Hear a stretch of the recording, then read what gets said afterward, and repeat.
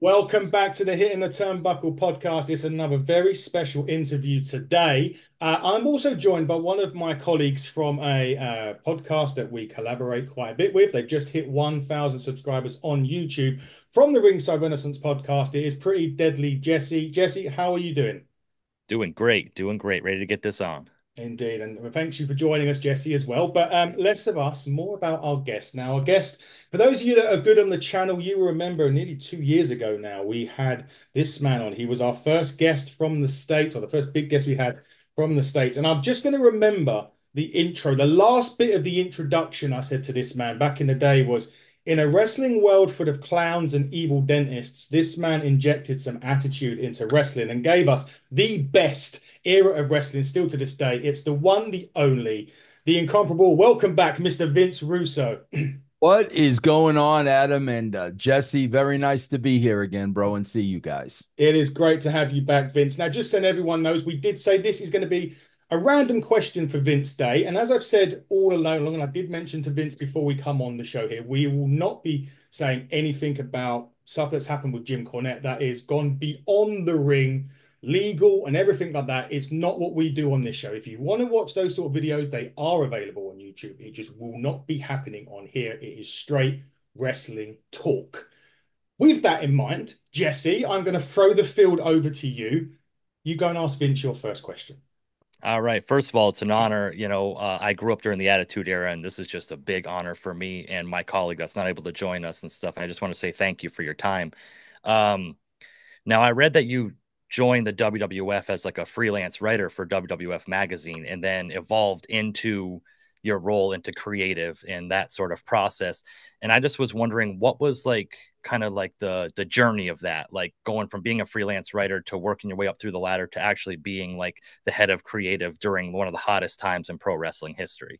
Yeah, Jesse, everything happened like, I'm a Christian man and I'm a firm believer in my faith and I know like God is in control of everything because what happened to me at WWE, it was never my plan. It was never my plan. I mean, when I first got the job as a freelance writer, I needed a job.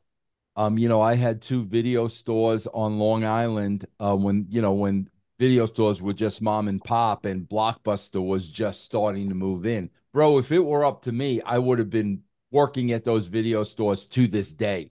I mean, I loved it. I loved owning my own business. I loved that business. But, the writing was on the wall, so I had to find a job.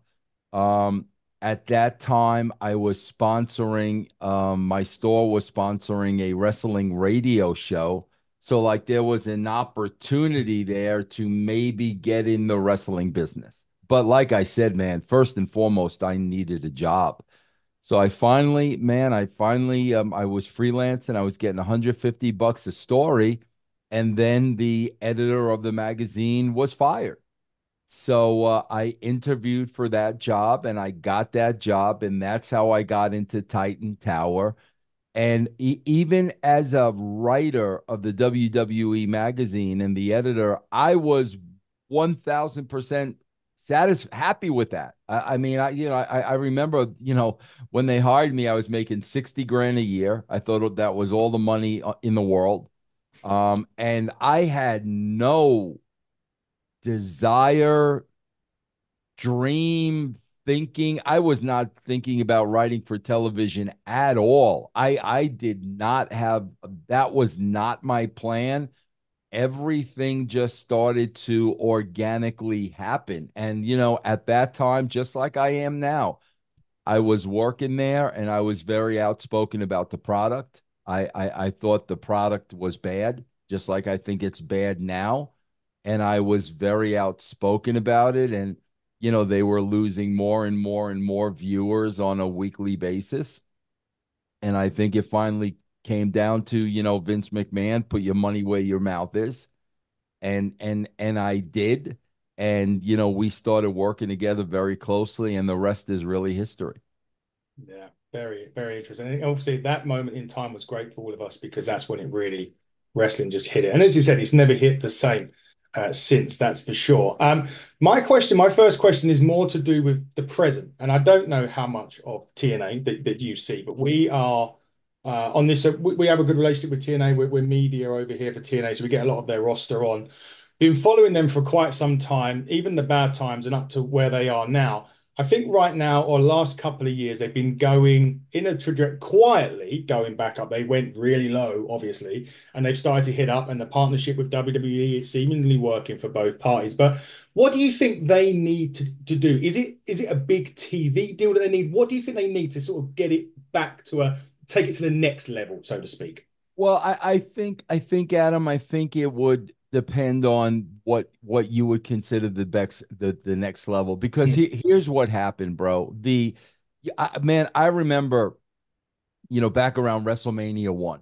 Yeah, This was the catchphrase, the World Wrestling Federation, what the world is watching. And yeah. bro, that was true.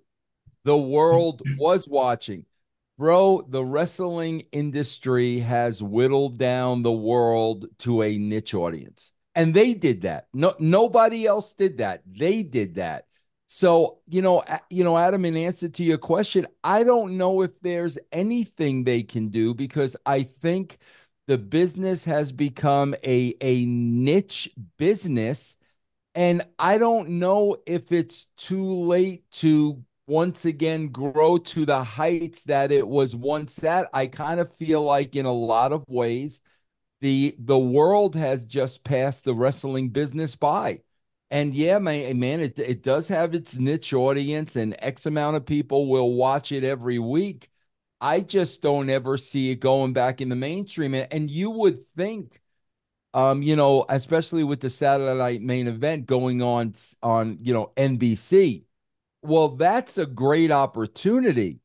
But when I tune into NBC and I see Sami Zayn and R.D. McDonough and all these other people, is that going to make me a wrestling fan again? I mean, we don't have the Macho Mans and the Jake Roberts and the Roddy Pipers we don't have those people anymore.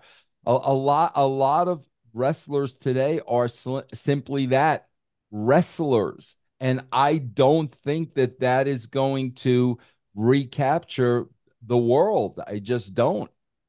No, interesting. Jesse? Yeah, so I'm a watcher of your podcast, The Brand, and I enjoy it very much. I haven't paid the 99 cents yet. I'm going to, don't worry, I heard about it. But so but I see like old talents like Al Snow comes on, and Al Snow's like I back in the Attitude Era, like everybody wants head and stuff. It's just I was too young to kind of understand at that time, but I get it now. But so seeing that and seeing some of the talents you work with today and stuff like that, what were some talents that you most enjoyed working with or writing for or being creative for during your whole stint as the being on creative? And on the flip side, maybe some of your least favorites, some of the ones that Yeah. were hard to work with or hard to deal with or hard to come up with a Yeah. character for. My favorite ones were definitely the creative ones where you could really open up the envelope. And like three that come to mind immediately, obviously, is like a Goldust or like a Val Venus or like a DX. I mean, we did so much stuff with DX that was so outside of the box, so that really, though, those three really enabled me to be creative and open it up. Um, Taker, my God, the whole Taker Kane story, Paul Bearer, because you had real characters. You had real characters, so you could really open up now. Bro, I'll be honest. The people who were always difficult for me to work with were the people that took it way too seriously, bro. The people that were borderline convinced that wrestling was real, that kind of bought into their own hype. Those were the people that were really, really the hardest to work with because, bro, this is a work. This is a television show. This is not real.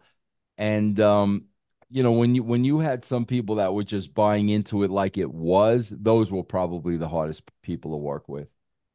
Yeah, definitely. So just to touch back on next, we're going to talk ratings now. I mean, back in the action, I know it was like you would literally do it by a quarter or by segment to see what was gaining or garnering the audience's attention. And if it was Sable in a t-shirt throw out at 11 p.m. or 10 p.m. and that was hitting 3 million, it would be on week after week after week. How important is it even a thing now? So we know we talk about AEW and their ratings and they can barely draw a number. Is it that important now, or is it more important to the people that are buying, like the broadcasters, than it is now to say Triple H and Tony Khan? Yes, I don't understand exactly what are you asking me, Adam. Just say that How again. how important is our ratings is important now as they were in the Attitude Era? Is I what I'm I saying. I think they are because first of all, like the WWE will always throw out the social media numbers. Yeah, Bro, how are those numbers verified? yeah, We know about bots. We know you can buy subscribers. We know you can buy viewers. It happens all the time. How are those numbers verified? I mean, I had Glenn, Disco on my show the other day, and he was pointing out. I said to him that when Jey Uso won the Intercontinental title, only 1.5 million people were watching on Raw. So mhm, Glenn turns around and says, "Oh yeah, but 42 million people watch the clip on social media."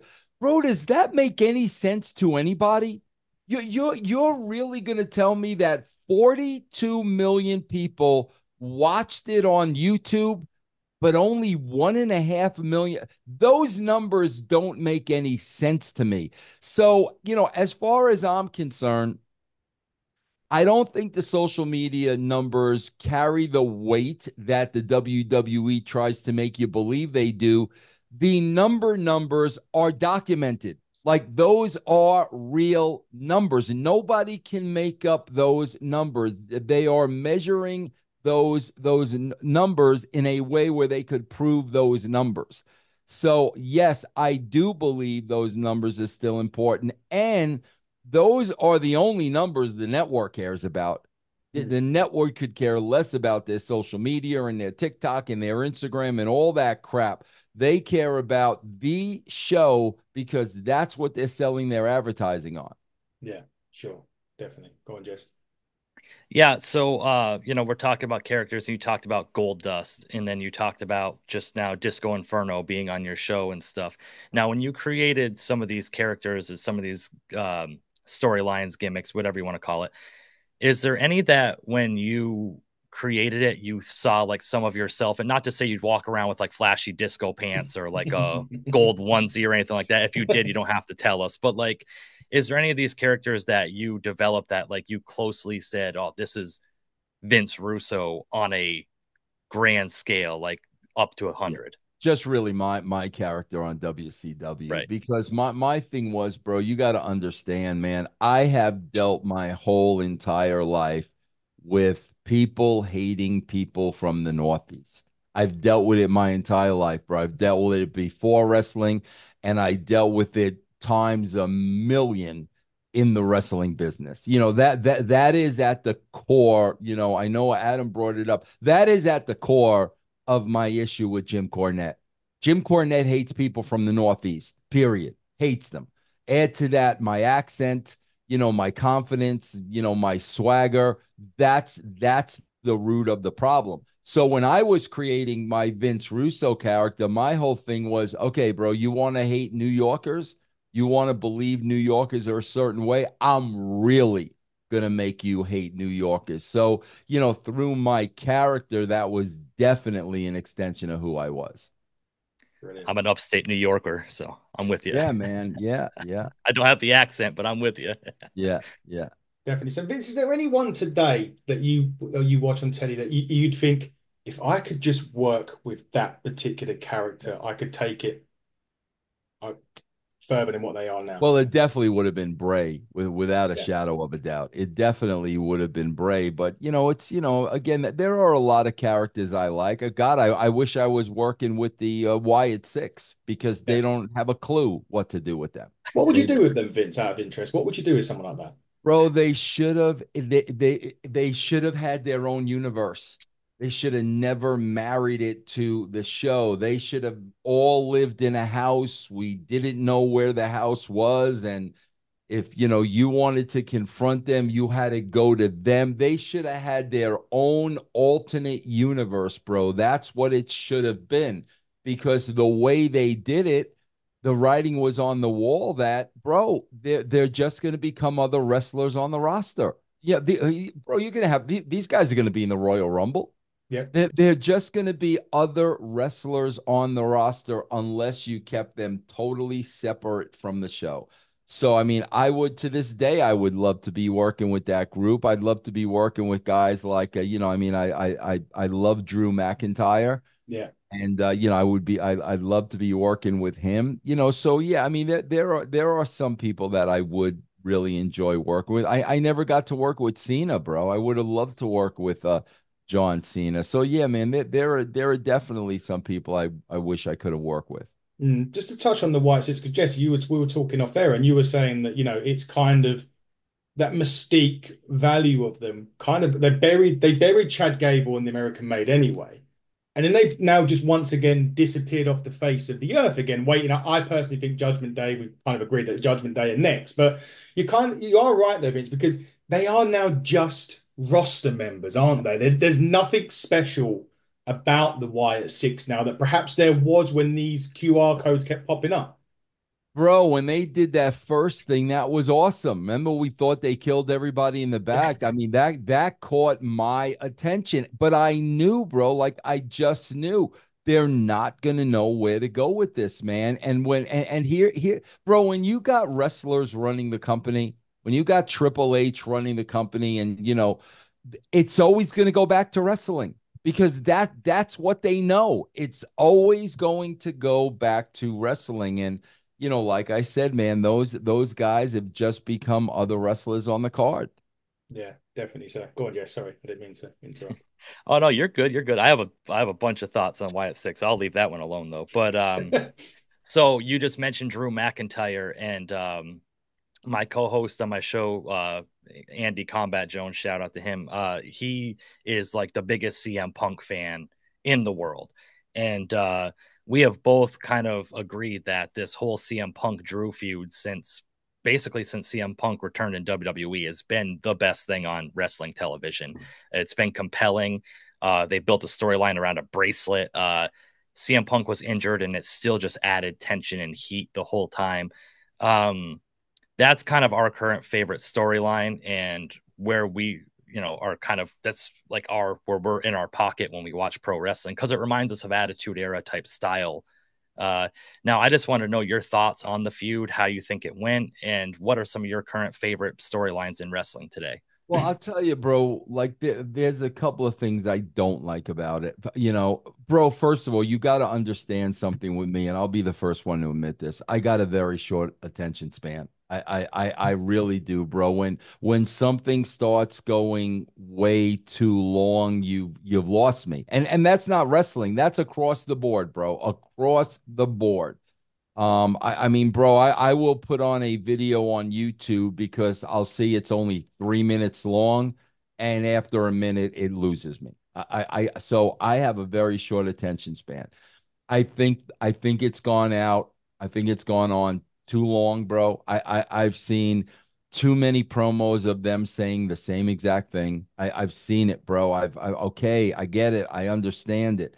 And then, bro, I don't like, and I never thought I'd see this, bro. There's so much CM Punk kowtowing and catering to the fan base. I hate that, bro. I that's not straight edge. That's no edge at all.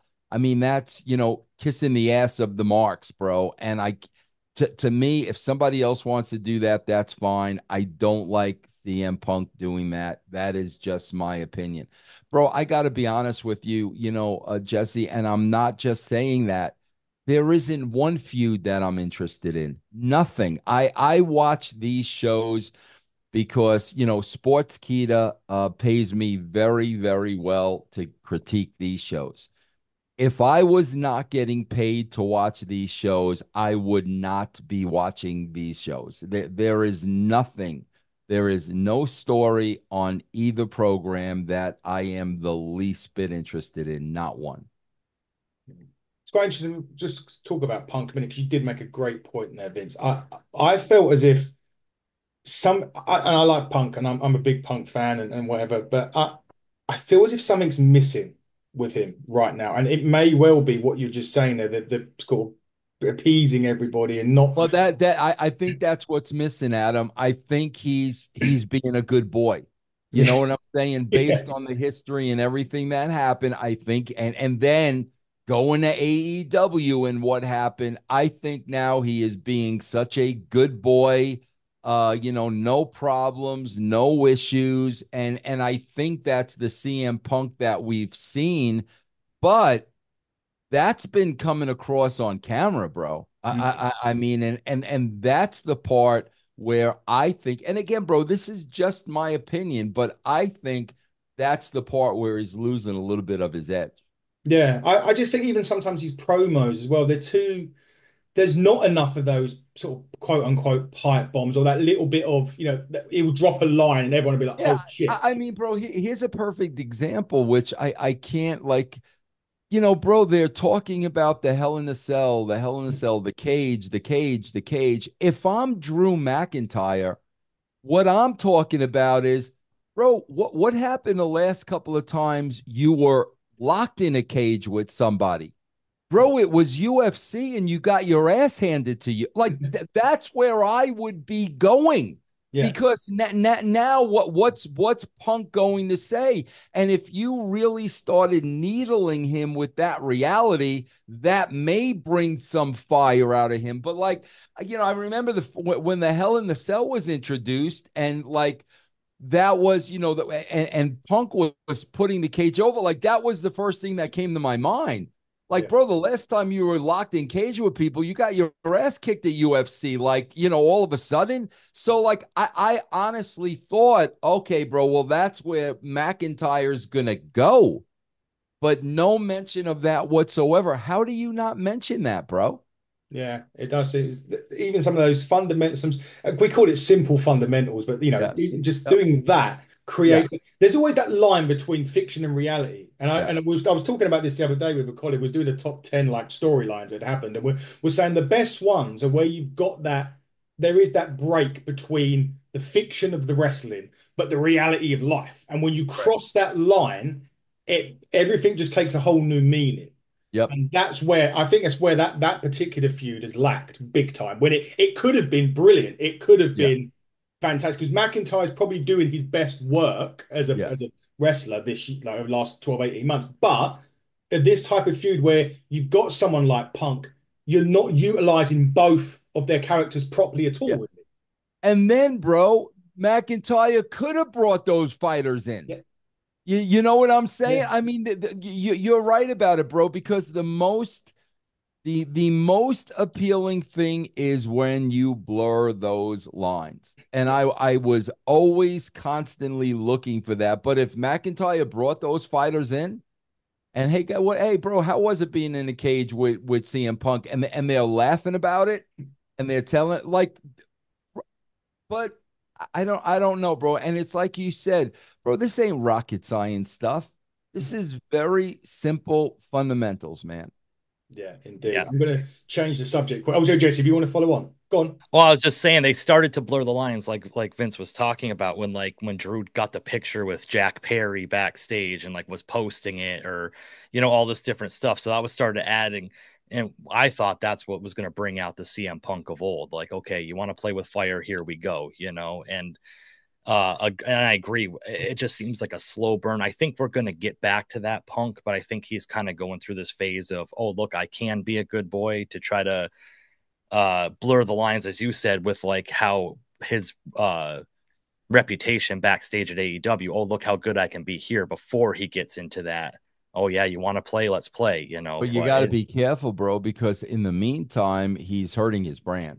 Yeah. And to me, that should be the most important thing. It would be like if tomorrow I started working for the WWE and then I just started putting everything over. Forget about Russo's brand is absolutely dead, and that's why like I wouldn't do that, but I mean, I could understand, bro. And obviously there's a lot of money involved, and I get it, but I'm just not seeing that edge. Would it be worth WWE sort of maybe playing on what had happened in AEW and maybe putting something out there that there's something had happened between Punk and somebody? Not, and it didn't. But again, we're talking those blurring those lines between reality and fiction and using that and say there was I don't know, a backstage issue with Punk. He's been sent home and he hasn't been, but it's Yeah. just Bro, cogs they turning. they they don't know how to do that because at the end of the day, Triple H is not a writer. They No. don't know how to do that. They're wrestlers, man, and that's why we're not seeing compelling characters and storylines. They're freaking wrestlers. They're not writers. Yeah. No, definitely. I'm going to change and move off the subject of The Undertaker quickly. Obviously, the streak ended at WrestleMania 30. I didn't think it should have done. That's my opinion. Well, no, I didn't think it should have. I think it could have done. Didn't agree with maybe who and the reasons why. Would you have kept that streak intact, or would you have got someone eventually to, or should he have retired full stop at that point? Yeah, what to me from what I understand, Taker wanted to do that with Lesnar. Hmm. So I mean, to me, I would have respected his wishes. Like Yeah, if that's something he really wanted to do, I would not have said no to him. I would have done what he really wanted to do. I think it would have been a lot better if he had retired for a little bit after that, and then they really, really, really built to a comeback or a rematch. I think that would have been huge. But again, just not being there and not knowing the circumstances, I don't know why they booked it the way they did. But if it was his wish to drop it to Lesnar, I would have respected that. yeah. I don't know if it. I don't quite know. I think there was talk of on that day. Vince McMahon come up to him and said, "You're losing," and rather than I think it was always built that he was going to win up Yeah. until that day, and then a Yeah. change of direction. Yeah. If I would have, if yeah, I would not have made that decision. No, no, I don't know. I just don't think he should. Because I think after that, I don't know, Jesse, maybe I'll bring you in this. WrestleMania for me lost its mystique at that point. And I'm not that massive fan of The Undertaker, but it was always one of those things every year, like who's Taker got? Who, and that was one of the things I was always looking at every year. Who's he got? Who's he got? Once he lost, I just felt that it didn't have the same. WrestleMania just didn't feel the same for me after that, Jesse. I don't know. Did it feel the same for you?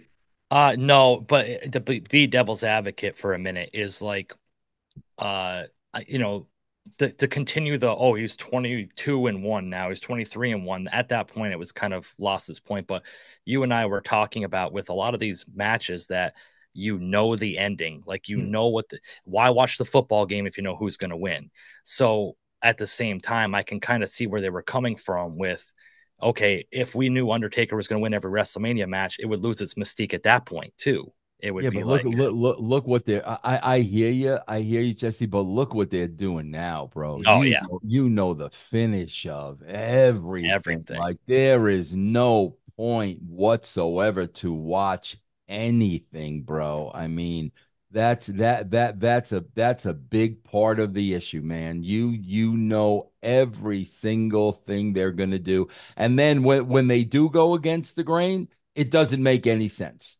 Braun Breaker losing to Jey Uso. Yeah. No doubt, bro. Braun did something backstage where that was a punishment because there's no way in their right minds, if they had a clue to anything they were doing, that they would have took that belt off of him unless that was a disciplinary action to put him in his place, because that made zero sense. Yeah, I was literally that was actually one of my questions. That as much as don't get me wrong, I like Jey Uso major over with the crowd. You can see that shirt sales bang. I know that's important because it's making the company money, but I didn't get it because for me, Braun Breaker is what they. I don't know. Maybe correct me if I'm wrong with this, but the Intercontinental title to me, when I was growing up, was always that stepping ladder, testing the water. How are you going to be as a champion if we put the big strap on you, the main one, the world title? For me, Braun Breaker is, and I know he had a little backstage thing with Gunther there at one point, but for me, I honestly thought he was going to have a long run, and perhaps maybe they will bring it back on him shortly. I don't know and then he was going to drop it, I don't know, at a certain time, and then he was a bit like Gunther, going to go straight for the gold. Because for me, he's got everything, and I agree, it made absolutely no sense for Jey Uso to win it, especially if he's moving on to what we are assuming going to be going back and joining Roman at some point to go Yeah. against the existing bloodline. Bro, it Yeah. made no sense. It made no sense for freaking Sami Zayn to be Gunther.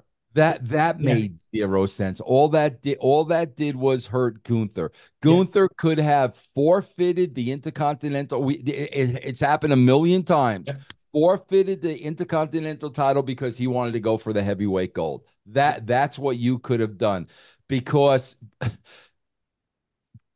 Sammy beating Gunther did not make Sammy more believable because not one person believed that he could beat Gunther. So mm, what it did was it hurt Gunther. And yeah, that's what I mean, man. They make decisions like that that just don't make any sense, bro. yeah. No, it And didn't.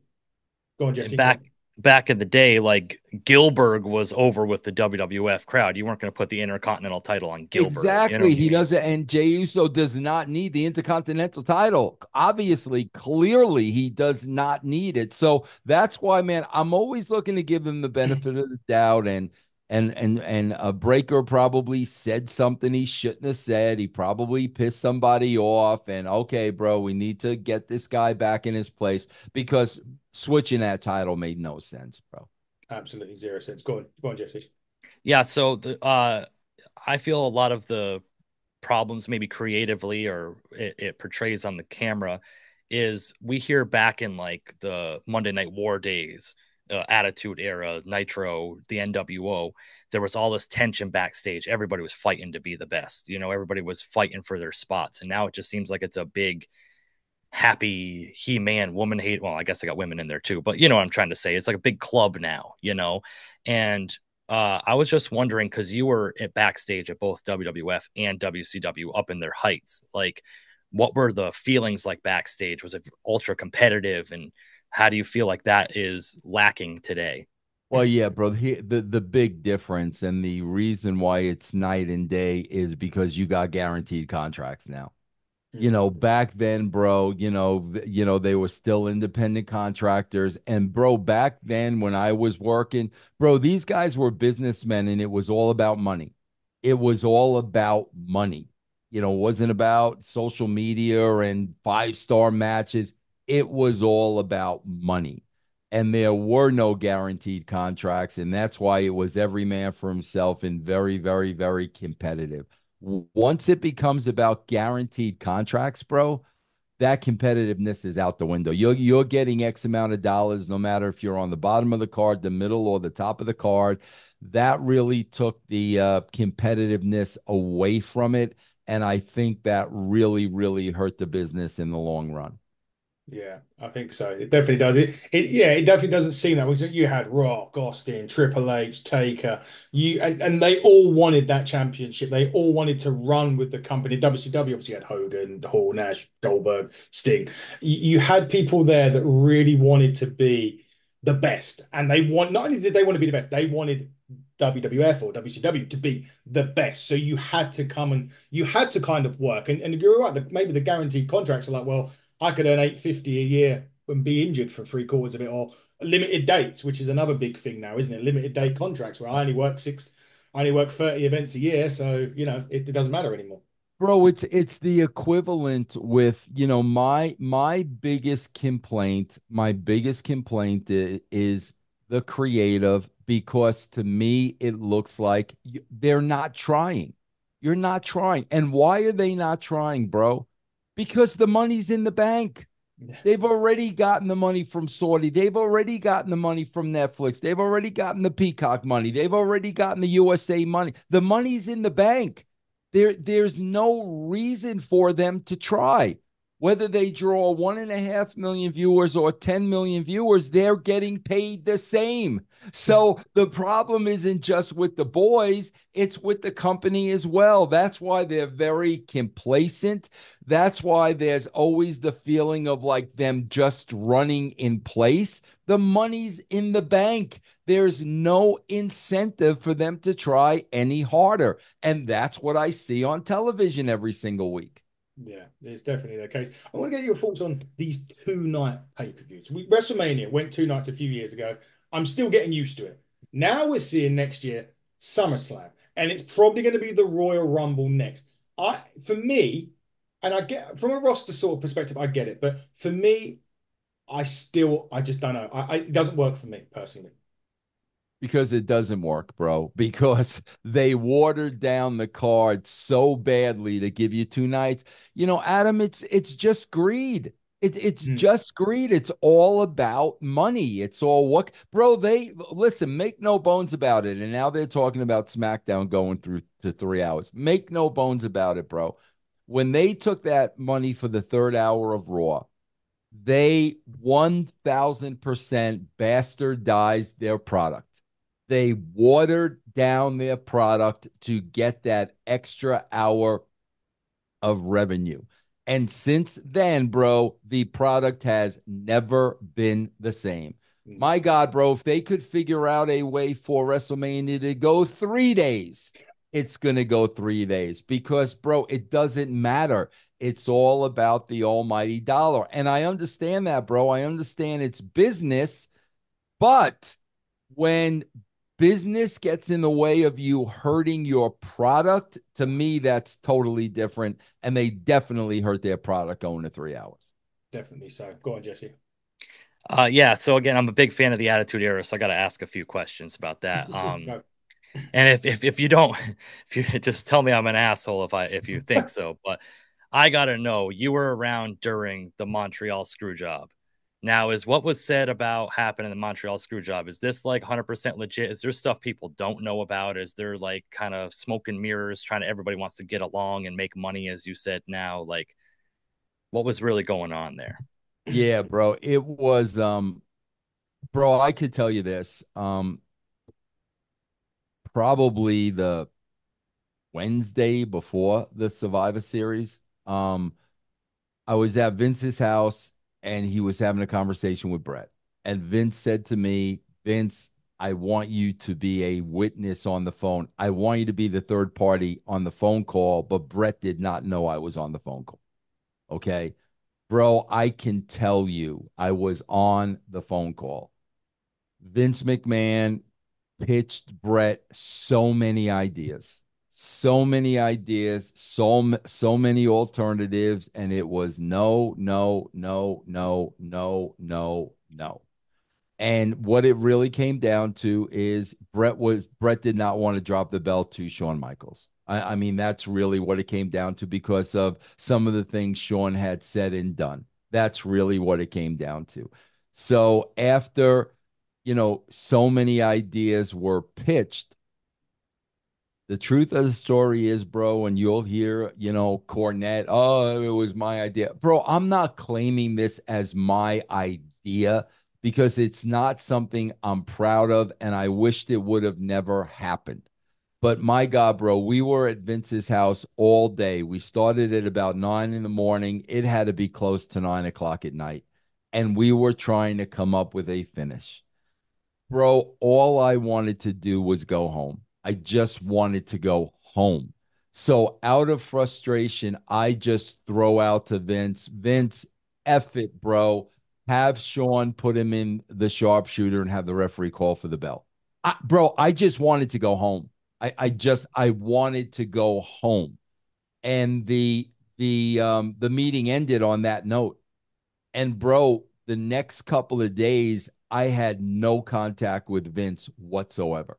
It was almost like Vince was trying to kind of isolate me from this because he wanted to make sure that it looked like he was 100% responsible. He didn't want to pass along any of the heat. And that's why, bro, I did not know what they were going to do that night until I sat there and I saw it. And I was like, holy shit, that's kind of what I, threw out there. But no, bro. I mean, bro, listen, here's the only discrepancy. Vince did walk in that locker room to get punched in the face. I mean, there's no ifs, ands, or buts. That's Vince McMahon, bro. To him, that was the manly thing to do. Yes, did I screw Brett? Yes, I screwed Brett, but I screwed Brett because I had to screw Brett to protect my company. But yes, is one coming my way? Absolutely, 100%. And that's why he walked into that locker room. But bro, there's no smoke, there's no mirrors. I mean, that's exactly the way it went down.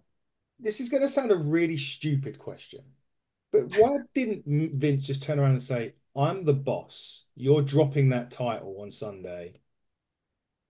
Take it or leave." Kind of, deal with Well, it. I mean, but he had to make him drop the title. True. Yeah. You know what I'm saying? I mean, he Yeah. still needed to make him. And bro, I'm telling you, at least a dozen different scenarios were thrown by Brett. At least a dozen, and he turned down every single one of them.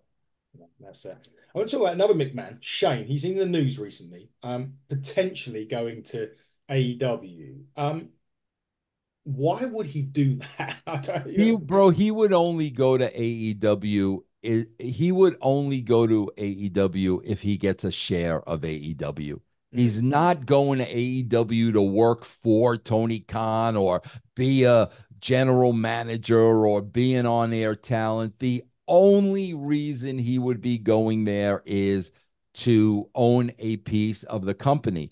And now, bro, you got to look at the probability because now you're starting to hear that Warner Brother Discovery actually is, stakes a claim in AEW, which means they may own part of AEW. If they own a part of AEW, I could definitely see them wanting Shane McMahon to be a part of that ownership group. So I could definitely see that happening, but it would be under the guise of Shane owning a piece of that company, not going there as a freaking talent.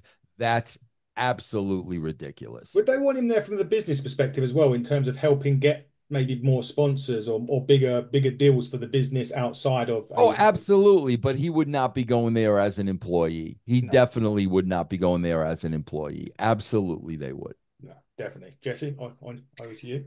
Yeah, so we're just talking about AEW, and you watch AEW and stuff, and I've been a AEW follower since day one, and I'm really not happy with the product right now. It's very stale, very predictable, as you said.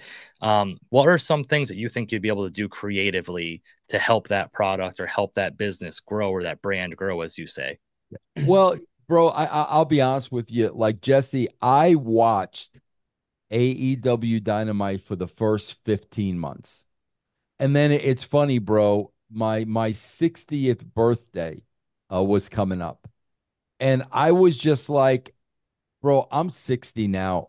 I can't waste another minute of my life watching this crap. Seriously, bro. Like I have not watched it since I'm going to be 64 in January. So I haven't watched it in 4 years. Bro, it's all what we talked about earlier, man. The backdrop of these wrestling companies should be reality. The reality of the wrestling business. That should be the freaking backdrop, bro.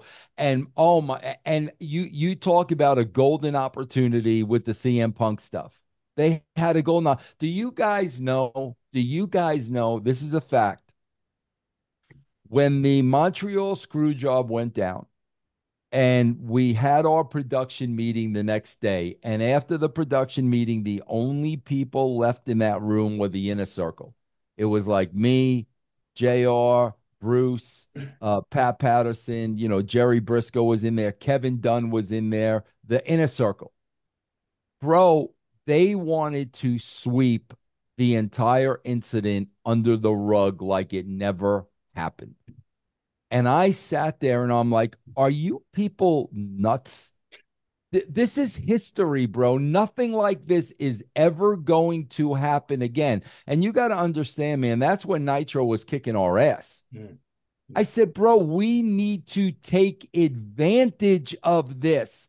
And that's when Vince went down to the studio and cut the Brett screwed Brett promo, and Mr. McMahon was born. The rest is history, bro. They had so many opportunities to play that realism, that worked realism, and they just choose not to. That's to me, if I was running either company, that's what I would get back to the reality of what's really going on behind the scenes. Yeah. Well, I was literally said when this happened, when it happened with Punk initially at AEW, I said, there's money in that. And, Yeah. all they had to do was agree to work, be professional and work together. Yep. And it could have that, they can't even pop they're struggling to hit 700,000 viewers now. But if they done that back then, they'd be hitting that million, million, 1 million, two week in, week out because people would tune in to want to find out what happened. It's like Austin McMahon. People wanted to watch Raw because what is Austin going to do? What is McMahon going to do? Who are DX going to come out and parody this week? But that's the problem, Adam. When you look at Triple H, when you look at Tony Khan, they're not writers. No. That's the problem. They're wrestling people. Paul Heyman is a they're wrestling people. So everything always goes back to wrestling. They're not television writers, bro. That's what you're missing. Yeah, definitely. So, final question for me, Vince, as we start to pack up. This one may be a long one, so hence why I've given it a bit of time. So it's a hypothetical scenario. You're in charge of a company, unlimited checkbook, right? You got to do a debut show. What city do you do it in? Who are your top five male and female talent? Who's your commentary and who's the backstage producers and helping out? Are you talking about just the WWE No, no, now? anyone, anything you want, anyone, any Well, company, that any. you definitely got to do the show in New York. I Okay. mean, I can't see doing it anywhere else, man. So I'm allowed to pick five talents, Of what met five male, five female. bro. That's tough because I'm telling you, not a lot of people come to mind, man. I'm just being honest with Or you. just Not choose five. Don't worry about five of each, just five. I would definitely take Drew. I, Yeah. I I would definitely take Charlotte. I would definitely take her. Um, it's hard, bro, because I am not a fan of Seth. I am not a fan of Cody. Oh, I would definitely take Roman. No Yeah. doubt I would take Roman. I don't know if The Rock counts, but you Yeah. definitely got to take The Rock. I would Yeah. definitely take The Rock. My God, bro, when I look up and down at those rosters, man, I would definitely take Bo Dallas. Yeah. Yeah, well, he's brilliant. I mean, what we've seen him do is absolutely brilliant, and they're totally wasting him. Um, That's fine. Gable's a great heel. Yeah. Gable's a Love great him. heel. I love. Oh, bro, I think, and he trained here in Colorado. They, without a shadow of a doubt, have missed the boat on Otis. Oh my Yeah. God, have they missed the boat? He could have been such a huge freaking baby face, bro. They missed the boat on him. Those are just names. Well, whatchamacallit, bro. Far and away, um, Jade Cargill and Bianca. oh, without a shot, they're superstars, bro. They are absolute superstars. Oh, I like Priest. Yeah. I would love to work with Priest. I think Priest is a star. I think Rhea Ripley's a star. Yeah. But all these people that I'm mentioning, they are no way, no how using them to the best of their capability. I'm a fan of Gunther. Yeah. They're no way, no how using them to the best of their ability, bro. And who's the commentary team? Oof.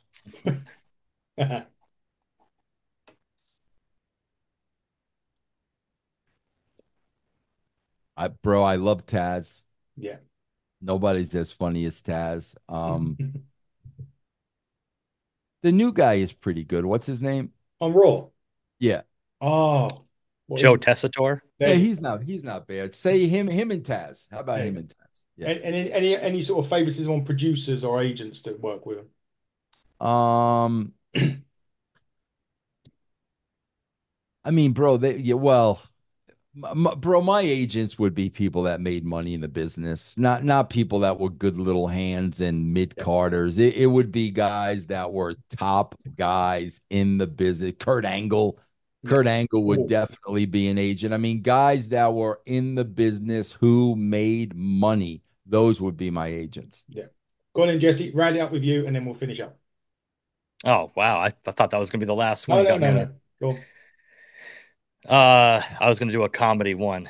Insane Clown Posse, should they be in the WWE Hall of Fame? Why not? I mean, compared to who else is in there, absolutely. I mean, there's no question about. I mean, bro, Pete Rose just passed away, bro. If you're gonna put Pete Rose in the Hall of Fame, how you not putting the insane? But bro, there's so many people that should be in the Hall of Fame that aren't. That's why I think it's such a freaking joke. It's just it's a popularity contest. If you're gonna let the fans vote, that's one thing.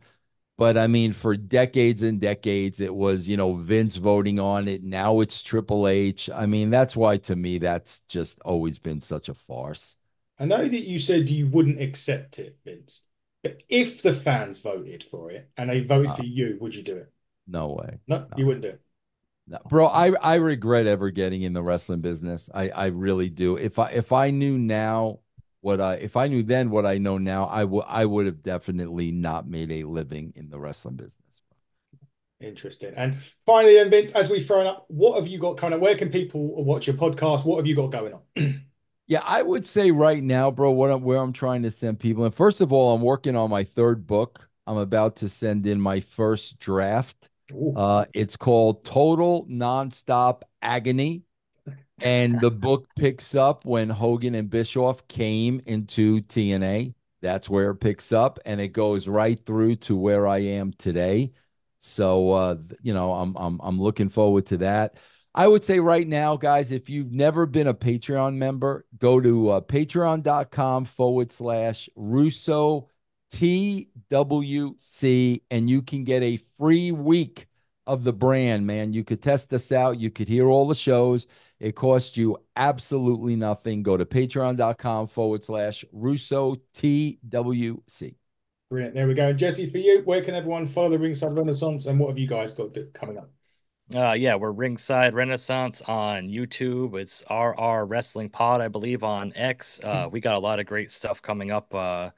We actually got some independent wrestlers from our area that actually want to come on and kind of air some beef and get their storyline Oh, moving forward. Hopefully, we can get that on. And yeah, just come connect with us, man. We love connecting with everybody. It's been a really great ride.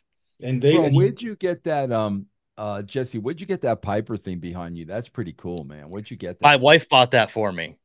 So when I first started this, I had a plain white background because I'm a plain person.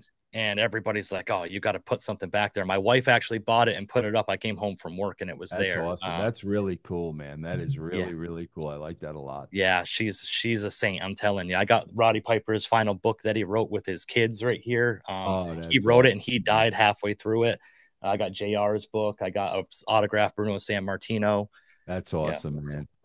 That's Bruno right there with the white frame gimmick. Oh, Yep, wow. yep. Okay, I wow. met him at the Pro Wrestling Hall of Fame in Amsterdam, New Yeah. York. He autographed that for me. Yeah, Bro, how sad is it? What percentage of wrestling fans today do you think have no idea who Bruno Sammartino is, bro? quite a lot. such a high percentage. Man, though I, I go back to Bruno and oh my gosh, bro. What see that's what people don't like understand, bro. I always say, bro, I don't think the best era in wrestling was the Attitude Era. I don't. I think the best era in wrestling was the WrestleMania 1 to 3 years. I think that's where it really, really, and I say that all along. And then, just going back to Bruno's time, like, bro, people that I say that all the time, Adam, people that think today's wrestling is great, they didn't watch that wrestling back then. No, They have no idea. They have no idea what wrestling used to be because they've never seen it. If you're saying today's brand of wrestling is great, you never saw Bruno Sammartino's era ever. no, yeah, definitely like not. No.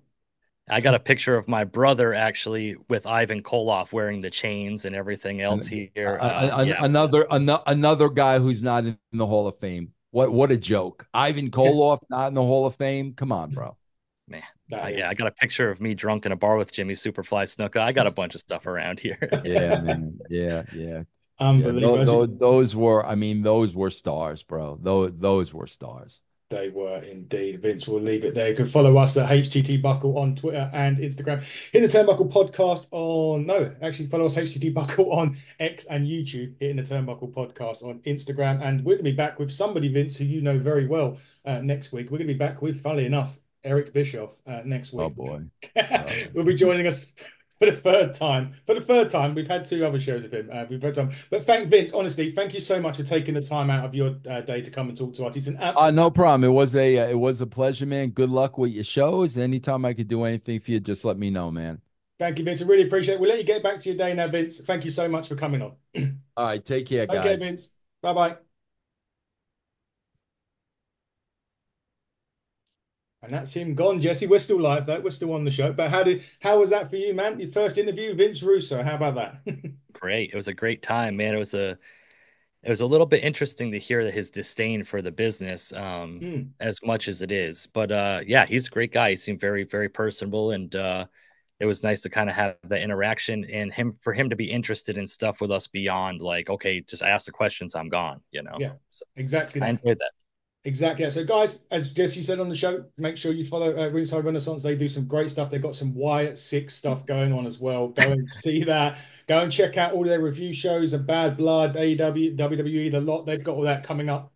Like I said, we're with Eric Bischoff next week. We're also with Psycho Boy Fodder next week as well, ex-NWA talent. Layla's coming on in a few weeks' time as well. So don't forget to check us out. Check Ringside Renaissance out. Check it in the Turnbuckle out. And be sure to check all of us out on our social medias. But until next time, everybody, here's been Pretty Deadly. Jesse, sorry I haven't got your music, but I can say, yeah, there you go. That's right. It's There you go. trademarked. Yeah, we got it trademarked. You got to trademark that. Yeah, I have been the Hitting the Turnbuckle frontman, Adam Cousins, and you were watching the well, legendary Vince Russo. But until next time, everybody, buckle down, stay safe, and goodbye.